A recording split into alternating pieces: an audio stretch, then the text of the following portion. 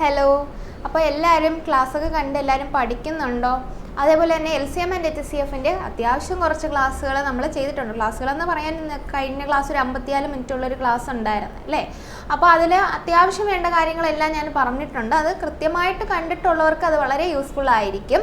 അപ്പോൾ അഥവാ കണ്ടിട്ടില്ലാത്തവർ ജസ്റ്റ് ഒന്ന് പോയി കാണുക. അപ്പോൾ കണ്ടൻസ് നിങ്ങൾക്ക് LCM ആൻഡ് HCFനെ കുറിച്ച് ഡീറ്റെയിൽ ആയിട്ട് മനസ്സിലാവണമെന്ന് താല്പര്യമുള്ളവർ അത് കണ്ടാൽ വളരെ യൂസ്ഫുൾ ആയിരിക്കും കേട്ടോ.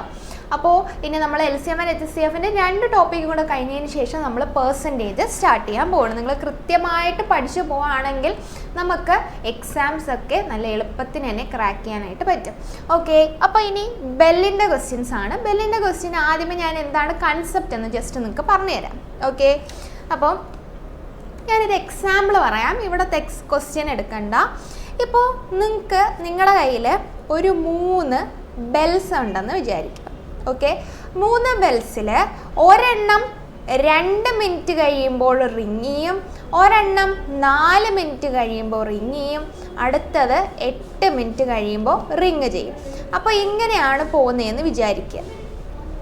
ഓക്കെ, അങ്ങനെയാണെങ്കിൽ നമ്മുടെ ചോദ്യം ഇതാണ്: ഇവരെല്ലാവരും കൂടെ സ്റ്റാർട്ട് ചെയ്യുന്നത് 10 AM ഇവരെല്ലാവരും കൂടെ ഒരുമിച്ച് റിങ് ചെയ്തു. ഓക്കെ, 10 AM ഫസ്റ്റ് ബെല്ലും സെക്കൻഡ് ബെല്ലും തേർഡ് ബെല്ലും കൂടെ ഒരുമിച്ച് റിങ് ചെയ്തു. അത് കഴിഞ്ഞിട്ട് ഇപ്പോൾ ഇവിടെ ഫസ്റ്റ് ബെല്ല് 2 മിനിറ്റ് തോറും അടിക്കുന്ന ബെല്ല് ഇവിടെയും, 4 മിനിറ്റ് തോറും അടിക്കുന്ന ബെല്ല് ഇവിടെയും, 8 മിനിറ്റ് തോറും അടിക്കുന്ന ബെല്ലിനെ ഞാൻ ഇവിടെയും കൺസിഡർ ചെയ്യുവാണെങ്കിൽ ഇനി അടുത്ത ഒരു 10:02 ആവുമ്പോഴോ ഈ മണി വീണ്ടും അടിക്കാൻ തുടങ്ങും അല്ലേ? ഓക്കെ, അപ്പോൾ ഇവർ രണ്ടുപേരും അടിക്കത്തില്ല. ഇനി അടുത്തത് ഒരു 10:06 ആവുമ്പോൾ വീണ്ടും ഈ മണി 10:06 അല്ല 10:04 ആകുമ്പോൾ വീണ്ടും ഈ മണി അടിക്കാൻ തുടങ്ങും.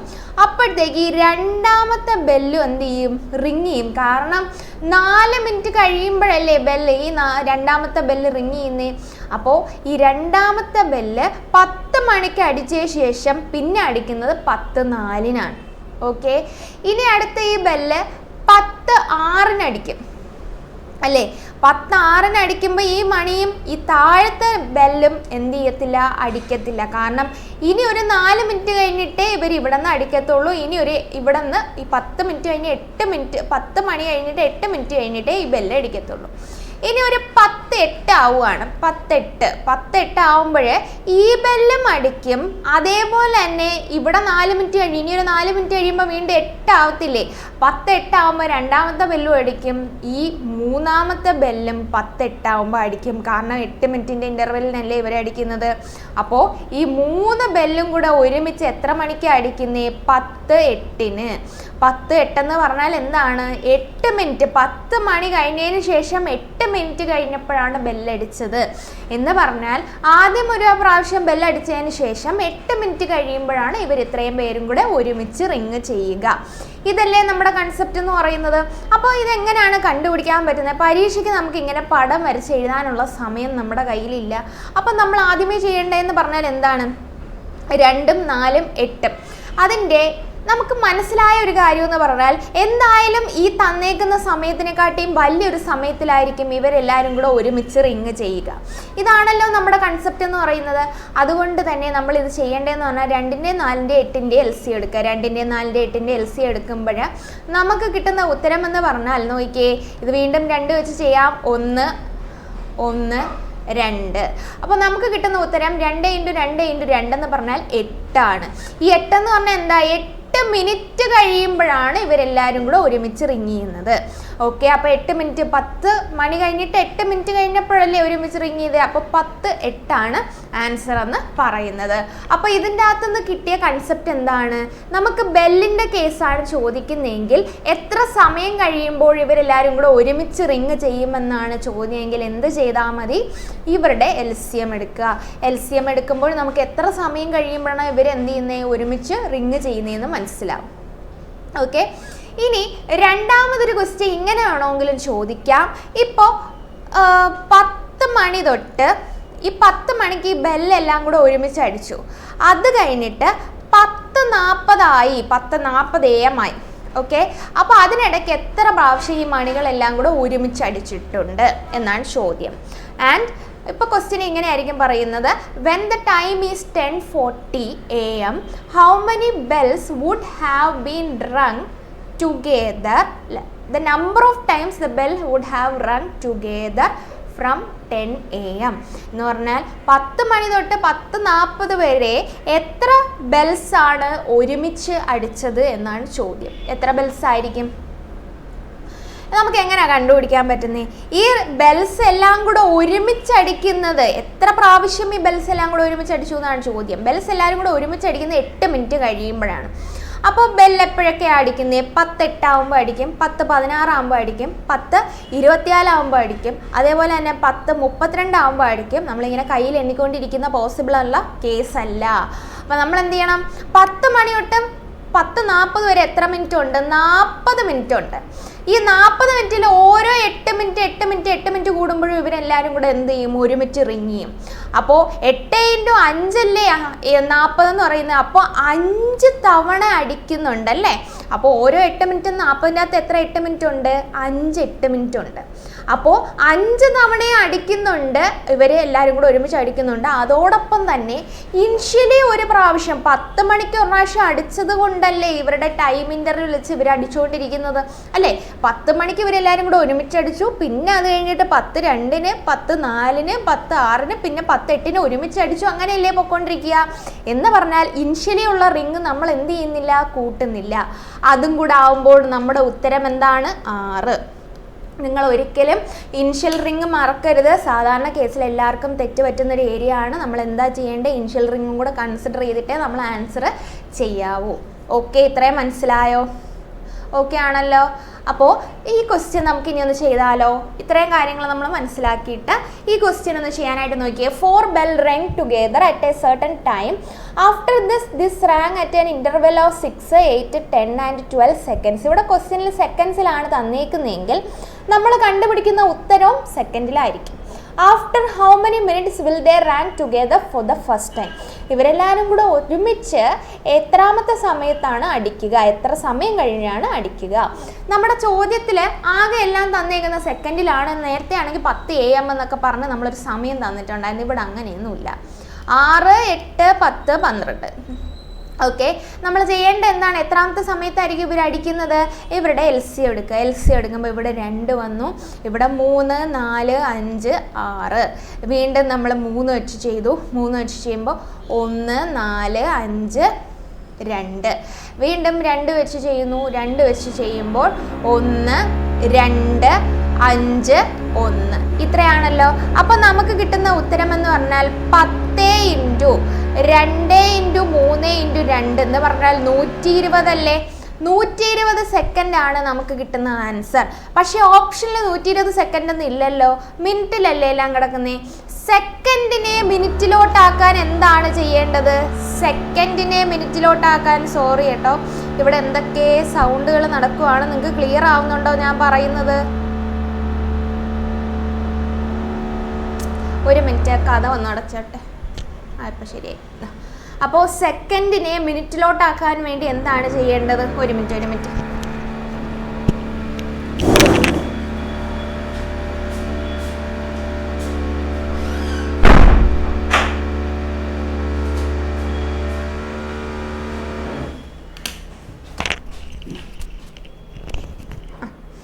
സെക്കൻഡിനെ മിനിറ്റിലോട്ടാക്കാൻ വേണ്ടി എന്താണ് ചെയ്യേണ്ടത്?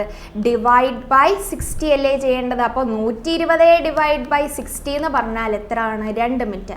അല്ലെങ്കിൽ ഡിവൈഡ് ചെയ്ത് നോക്കണ്ട, 120 സെക്കൻഡ്. ഒരു മിനിറ്റ് എന്ന് പറഞ്ഞാൽ 60 സെക്കൻഡാണെന്ന് അറിയാം. അങ്ങനെയാണെങ്കിൽ 120 സെക്കൻഡ് എന്ന് പറഞ്ഞാൽ 2 മിനിറ്റ് ആണെന്ന് നമുക്ക് മനസ്സിലാക്കാവുന്നതല്ലേ ഉള്ളൂ. അപ്പോൾ നമ്മുടെ ഉത്തരം ഓപ്ഷൻ D ആണ്. ഓക്കെ ആണല്ലോ. അപ്പോൾ നമ്മുടെ SSC MTSൻ്റെ കോഴ്സ് അവൈലബിൾ ആണ്. അപ്പോൾ നിങ്ങളൊരു ഓർഡറിനാണ് ഇത് പഠിച്ച് പോകാൻ ഉദ്ദേശിക്കുന്നതെങ്കിൽ നിങ്ങൾക്ക് ഈ കോഴ്സ് മാക്സിമം യൂട്ടിലൈസ് ചെയ്യാവുന്നതാണ്.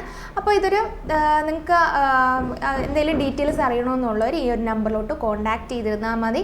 അപ്പോൾ ഡെയിലി ഇതിൻ്റെ സ്പെഷ്യാലിറ്റീസ് എന്ന് പറഞ്ഞാൽ ഡെയിലി ക്ലാസ്സസ് അവൈലബിൾ ആണ്. അതേപോലെ തന്നെ നിങ്ങൾക്ക് അഥവാ ഇപ്പോൾ പെട്ടെന്ന് ക്ലാസ് അറ്റൻഡ് ചെയ്യാൻ പറ്റുന്നില്ല, ലൈവ് ക്ലാസ് കയറാൻ പറ്റുന്നില്ലെങ്കിൽ നിങ്ങൾ എന്ത് ചെയ്യാം, നിങ്ങൾക്ക് അത് റെക്കോർഡഡ് വേർഷനായിട്ട് അവിടെ കാണാവുന്നതാണ്.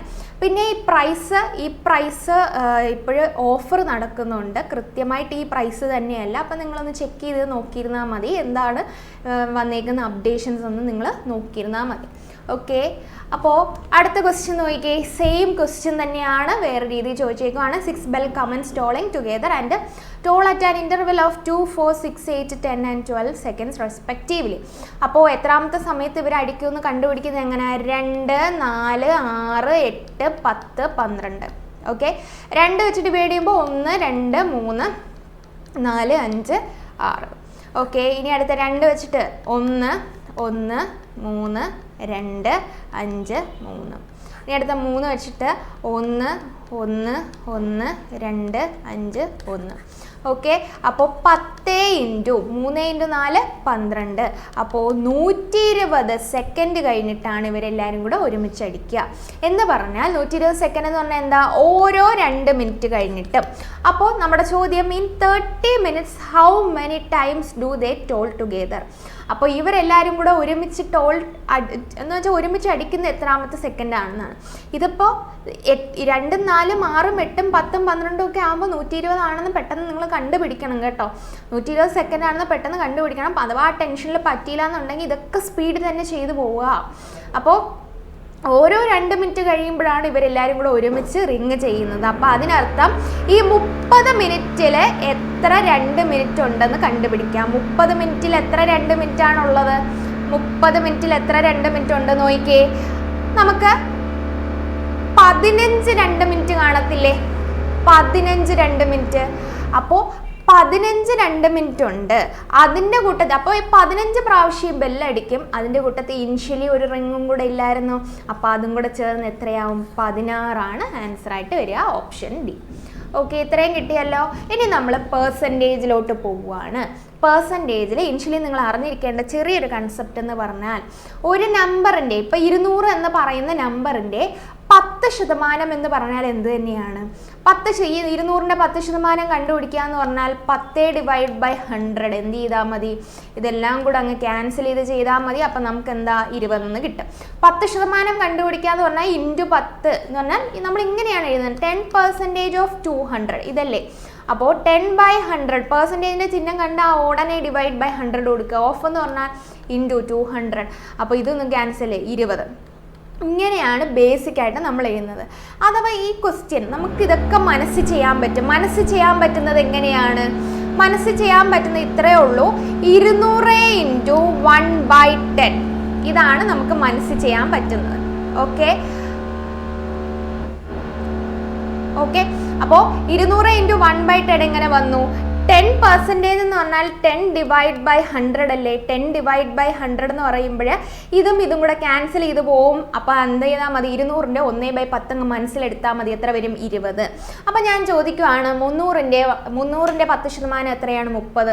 450ൻ്റെ 10% എന്താണ്? 45. അതേപോലെ 1000ൻ്റെ 10% എത്രയാണ്? 100. ആ ലാസ്റ്റുള്ള 0 അങ്ങ് കളഞ്ഞാൽ മതി. ഇനി അതേപോലെ തന്നെ 45ൻ്റെ 10% ചോദിച്ചാലോ? എങ്ങനെയാണ് 45ൻ്റെ 10% കണ്ടുപിടിക്കുക? 45 × 1/10 എന്ന് പറഞ്ഞാൽ 45 ഡിവൈഡ് ബൈ 10 4.5. പെട്ടെന്ന് മനസ്സിൽ കണ്ടുപിടിക്കാൻ പറ്റുന്നുണ്ടല്ലോ. അതേപോലെ തന്നെ ചില വാല്യൂസ് നമ്മൾ കാണാതെ പഠിക്കേണ്ട ആവശ്യമുണ്ട്. എന്ന് പറഞ്ഞാൽ 20% എന്ന് പറഞ്ഞാൽ എന്താണ്? 20%. 20 ഡിവൈഡ് ബൈ 100 1/5. അത് 25% എന്ന് പറഞ്ഞാൽ എന്താണ്? 1/4. ക്യാൻസൽ ചെയ്ത് നോക്കിയേ, 1/4 വരുന്നില്ലേ? അപ്പോൾ 10% എന്ന് പറഞ്ഞാൽ എന്താണ്? 1/10 ആണ്. 20% എന്ന് പറഞ്ഞാൽ എന്താണ്? 1/5 ആണ്. 25% എന്ന് പറഞ്ഞാൽ എന്താണ്? 1/4 ആണ്. ഇനി അടുത്ത് 50% ഡയറക്റ്റ് അറിയാം, പകുതിയല്ലേ? 1/2 ആണ്. ഇനി 75% എന്ന് പറഞ്ഞാൽ 1/4 അല്ലേ? അപ്പോൾ 3/4 ആണ്.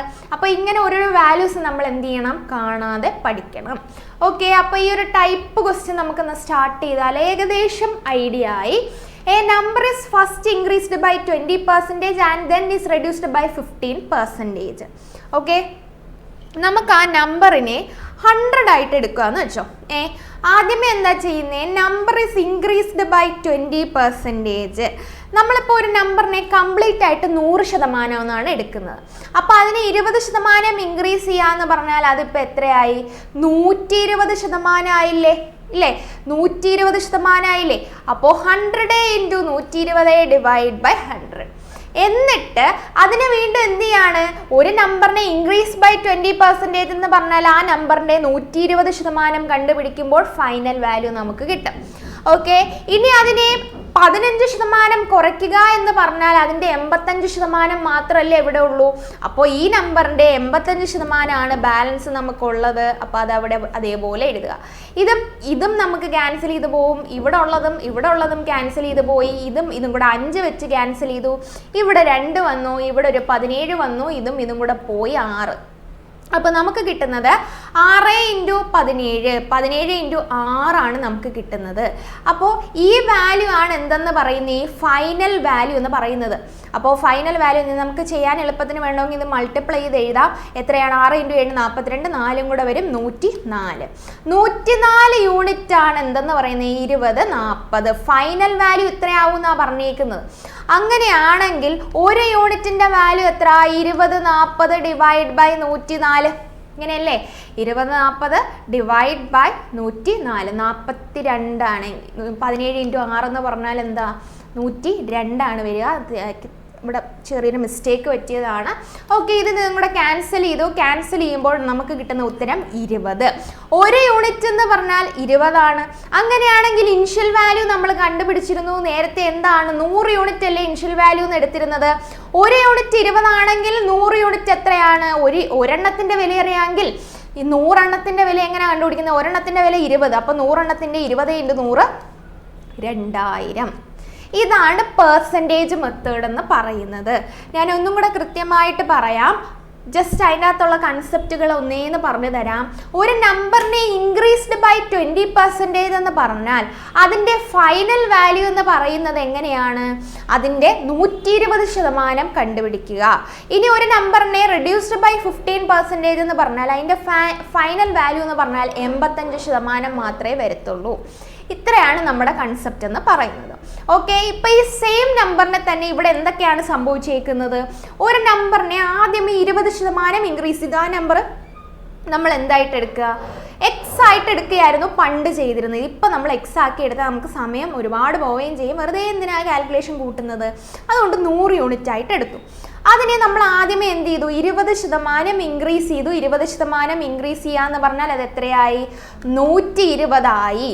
ഇനി അടുത്ത സ്റ്റെപ്പിൽ എന്താ ചെയ്യേണ്ടത്? റിഡ്യൂസ്ഡ് ബൈ 15% എന്ന് പറഞ്ഞാൽ അതിൻ്റെ 85% എടുക്കുക. അപ്പോൾ ഒരു നമ്പർ 100നെ 120% എടുത്തു. പിന്നെ ആ ആൻസർ നമ്മൾ വേണമെങ്കിൽ ഇത് ക്യാൻസൽ ചെയ്ത് എഴുതാം കേട്ടോ. ഞാൻ ഒറ്റ സ്റ്റെപ്പിൽ തന്നെ എഴുതിയെന്നേ ഉള്ളൂ. ഈ കിട്ടിയ ഉത്തരത്തെയാണ് നമ്മൾ എന്ത് ചെയ്യുന്നത്? 85% കണ്ടുപിടിക്കുന്നത്. ഇതും ക്യാൻസൽ ചെയ്തു. നമുക്ക് കിട്ടുന്ന ഉത്തരം എന്ന് പറഞ്ഞാൽ എത്രയായിരുന്നു? 102 യൂണിറ്റ്. അപ്പോൾ ഈ 102 യൂണിറ്റ് അല്ലേ നമുക്ക് കിട്ടുക? 102 യൂണിറ്റ് എന്ന് പറയുന്നതാണ് ഈ ഫൈനൽ വാല്യൂ എന്ന് പറയുന്ന 2040. ഓക്കെ, അപ്പോൾ 2040 എന്ന് നമുക്ക് കിട്ടി. അപ്പോൾ ഒരു യൂണിറ്റിൻ്റെ വാല്യൂ എന്ന് പറയുന്നത് 2040 ഡിവൈഡഡ് ബൈ 102 ആണല്ലോ. അപ്പോൾ നമുക്ക് കിട്ടുന്നത് 20 ആണ്. ഒരു യൂണിറ്റ് 20 ആണെങ്കിൽ നമുക്ക് വേണ്ട 100 യൂണിറ്റ് എത്ര? 20 × 100 എന്ന് പറയുന്നത് 2000 ആണ്. ഓക്കെ, ഇത്രയല്ലേ നമ്മുടെ വാല്യൂ എന്ന് പറയുന്നത്? ഓപ്ഷൻ സി വരും അല്ലേ? അപ്പോൾ ഈ ഒരു ക്വസ്റ്റ്യന് നമുക്ക് വേറൊരു രീതിയിൽ ചെയ്യാം. ആ ഒരു മെത്തേഡിനെയാണ് സക്സസീവ് മെത്തേഡ് എന്ന് പറയുന്നത്. ഈ നോർമൽ മെത്തേഡ് മനസ്സിലായി കാണുമല്ലോ. സക്സസീവ് മെത്തേഡ് എന്ന് പറഞ്ഞാൽ ഒരു നമ്പറിനെ നമ്മൾ 10% കൂട്ടി, 20% കുറച്ചു, വീണ്ടും 30% കൂട്ടി, അങ്ങനെയുള്ള കേസുകളൊക്കെ വരുവാണെങ്കിൽ ഫൈനലി അതിലുണ്ടാവുന്ന മാറ്റം കണ്ടുപിടിക്കാനാണ് ഈ ഒരു ഇക്വേഷൻ യൂസ് ചെയ്യുന്നത്. ആദ്യമേ എന്താ ചെയ്യുന്നത്? ആ equation net change in percentage എന്ന് പറഞ്ഞാൽ +or-x +or-y +or-xy by 100 ആണ് നമ്മുടെ കണ്ടീഷൻ എന്ന് പറയും. എന്ന് പറഞ്ഞാൽ ഇൻക്രീസ്ഡ് ബൈ 20% എന്ന് പറഞ്ഞാൽ ഇൻക്രീസ് വന്നാൽ +20 ഇട്ടോളണം, പ്ലസ് ഇട്ടോളുക. ഇനി അടുത്തത്, അപ്പോൾ പ്ലസ് ആണോ മൈനസ് ആണോ എന്ന് കൺഫ്യൂഷൻ ആയിരുന്നു. അപ്പോൾ ആദ്യം ഇപ്പോൾ എന്ത് കിട്ടി? ഇൻക്രീസ് ബൈ 20 ആയതുകൊണ്ട് തന്നെ +20. ഇനി അടുത്തത് റെഡ്യൂസ്ഡ് ബൈ 15%. അടുത്ത നമ്പർ എന്ത് ചെയ്യുക? റെഡ്യൂസ്ഡ് ബൈ 15% എന്ന് പറഞ്ഞാൽ 15% കുറച്ച്, അപ്പോൾ -15.